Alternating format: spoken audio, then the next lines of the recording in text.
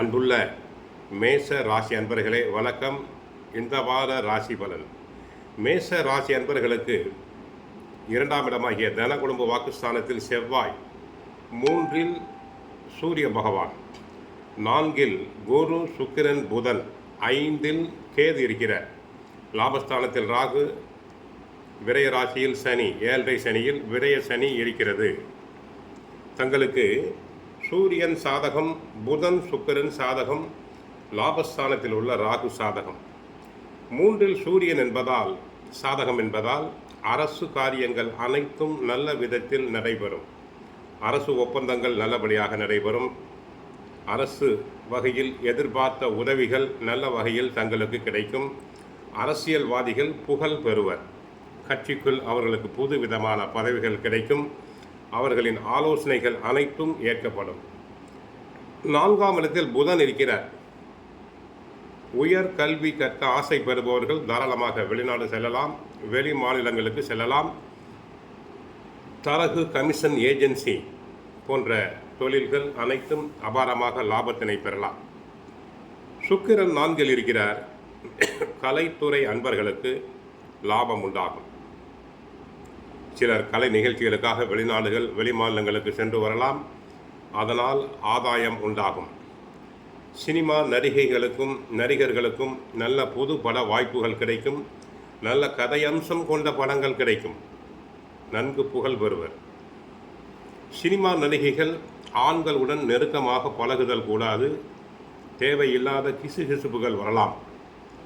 புகழுக்கு களங்கம் உண்டாகும். சுக்கிரன் 4இல் இருப்பதால், சுகஸ்தானத்தில் இருப்பதால் பெண்களுக்கு புகழுக்கு இழுக்கு உண்டாகும். ஆகவே தங்களுடைய புகழுக்கு களங்கம், கிசுகிசுப்பான பேசுக்கள் அனைத்தும் வரும். தங்களை முன்னால் விட்டு பின்னால் பேசுவார்கள். ஆகவே சற்று கவனமாக இருங்கள். அடுத்து லாபஸ்தானத்தில் ராகு.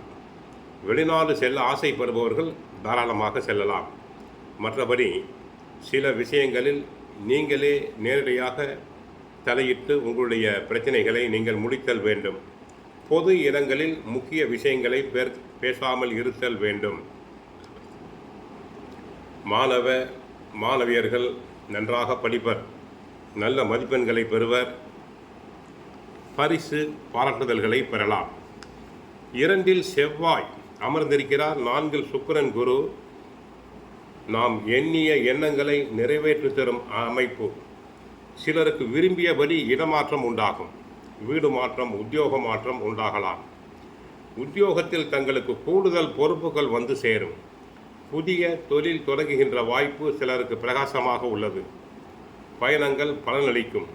அதே நேரத்தில் குரு 4இல் அர்த்தாஷ்டம குருவாக இருப்பதால் தாயாருக்கு அடிக்கடி உடல்நலக் குறைவு உண்டாகும். 5இல் கேது. பிள்ளைகள் வகையில் கவனம் தேவை. சற்று எச்சரிக்கை தேவை. 2ஆம் இடத்தில் உள்ள செவ்வாயை சனி 3ஆம் பார்வையாக பார்ப்பதால் வண்டி வாகனத்தில் செல்லும்போது மிக கவனமாக செல்லுதல் வேண்டும். செவ்வாய் அங்கு இருந்து 8ஆம் பார்வையாக அஷ்டமஸ்தானத்தை பார்க்கிறார். ஆயுள் ஸ்தானத்தை பார்க்கிறார். ஆகவே வண்டி வாகனத்தில் செல்லும்போது மிக மிக மிக கவனம் தேவை. பாத்ரூம் செல்லும்போது கவனமாக செல்ல வேண்டும். இல்லாவிட்டால் வலிக்கு விழ வாய்ப்பு, தலையில் அடிபட வாய்ப்பு உண்டு. வண்டி வாகனங்கள் விபத்து ஏற்படுத்தலாம். சற்று கவனமாக இருங்கள். மற்றபடி பெருமாளை வணங்குங்கள். தினமும் பகவத்கீதை பாராயணம் செய்யுங்கள். சுந்தரகாண்டம் பாராயணம் செய்யுங்கள். ஹரே கிருஷ்ணா ஹரே கிருஷ்ணா என்ற மந்திரத்தை 108 முறை சொல்லுங்கள். உங்களுடைய பிரச்சனைகள் அனைத்தும் தீரும். வாழ்க வளமுடன். ஹரே கிருஷ்ணா ஹரே கிருஷ்ணா.